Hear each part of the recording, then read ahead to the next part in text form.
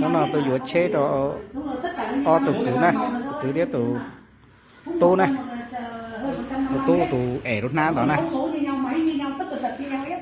cứ tủ đó này tôi vừa chế này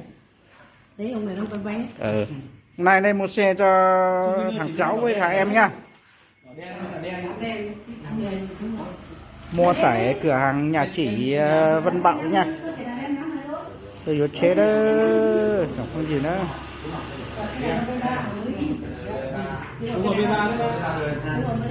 Nhìn nó đẹp nó chuối chốt.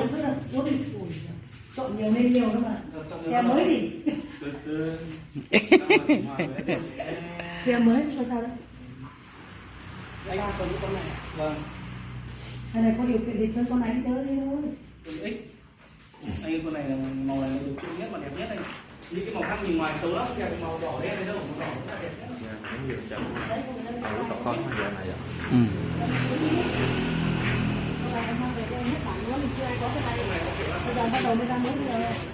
Của đời 2023 rồi. Thế. Đố nó mà nào. Cố một tí đấy mẹ con này đi. Con này 50 à chị? Không 53 xe, còn 50 năm cả đăng ký. Thôi con này thì không nói rồi. Dù tía dù chỉ đâu. Chăm cẩu chiều đấy mà lúc là lúc còn sao này mới như đấy thêm một tí thanh niên mình thêm một tí cho mẹ con này đi cho nó phải hơn nha. Không thấy biết thế tôi thấy con này thế đấy kia nè. sao cẩu chiều thế nào lấy món đồ ở chợ ấy thổ thể nó đây để cho đi ra nó tối đó từ vô vô nấu vô ô đũa khó này giờ nhúa không chín sao lấy con này đi cho nó sướng đi. Ông sợ đâu nếu mà chỉ cho nở thì năm nay trả 30 triệu. Đấy, sang năm trả mà đấy sang năm trả 20 mấy triệu đủ rồi. Thế thôi.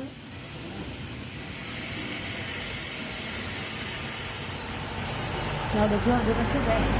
Ôi dồi trên nó cái gì nó ông bây giờ còn rất là mình thanh niên mình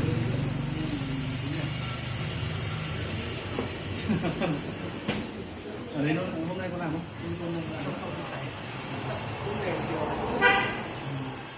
ô rồi chia được tiền á.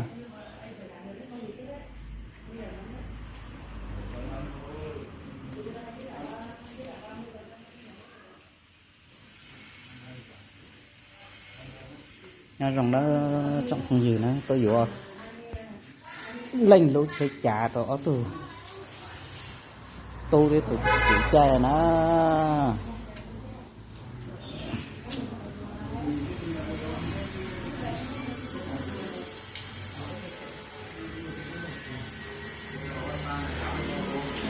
quyết định lúc tư à lúc tỏ có lo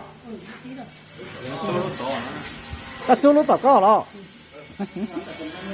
là ế vậy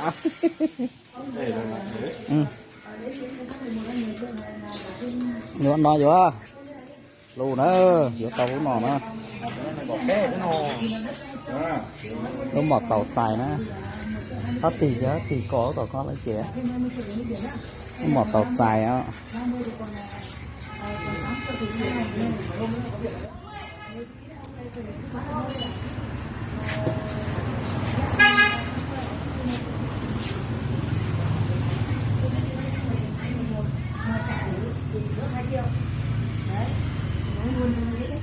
Anh em mình làm biên bản đàng hoàng như người lớn không nói vớ vẩn đâu đấy nhá bớt anh 2 triệu nhá thế không còn nếu không đạt được thì là 20 triệu để lấy được thì là trả 20 triệu.